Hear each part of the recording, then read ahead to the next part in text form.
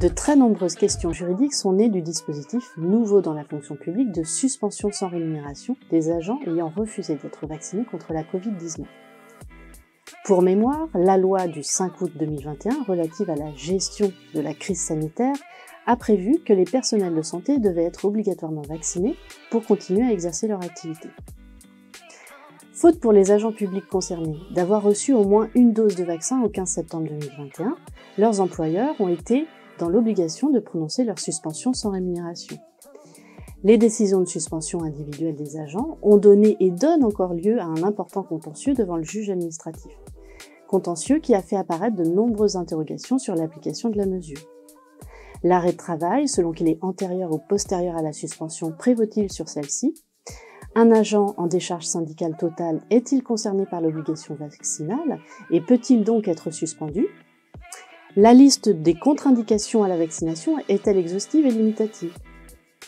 Autant de questions auxquelles les textes n'apportent pas de réponse claire et sur lesquelles les établissements de santé attendent un positionnement du Conseil d'État pour sécuriser leur gestion des ressources humaines. Parmi ces incertitudes majeures, l'effet du certificat de rétablissement sur la suspension d'un agent. En substance, le certificat de rétablissement permet-il de déroger efficacement, effectivement, à la vaccination obligatoire?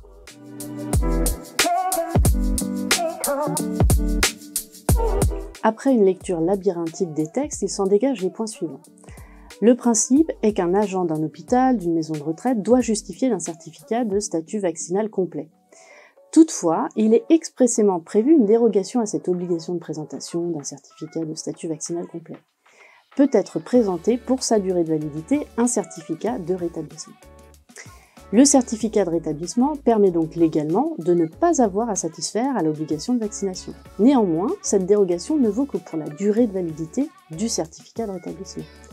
6 mois aujourd'hui, 4 mois à compter du 15 février 2022. Ce certificat de rétablissement peut être adressé directement à l'employeur, mais également au médecin du travail, l'une ou l'autre de ces modalités étant équivalentes.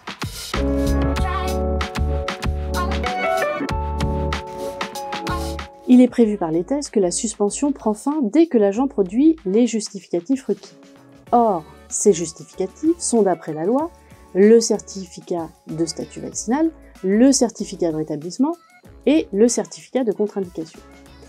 L'agent suspendu, pour défaut de vaccination obligatoire et présentant postérieurement à sa suspension un certificat de rétablissement régulier, bénéficie donc d'un droit à réintégration dans son service. Il doit être considéré dans la même situation que l'agent ayant finalisé son parcours vaccinal. Dans cette situation, la mesure de suspension doit prendre fin et la rémunération de l'agent doit être rétablie.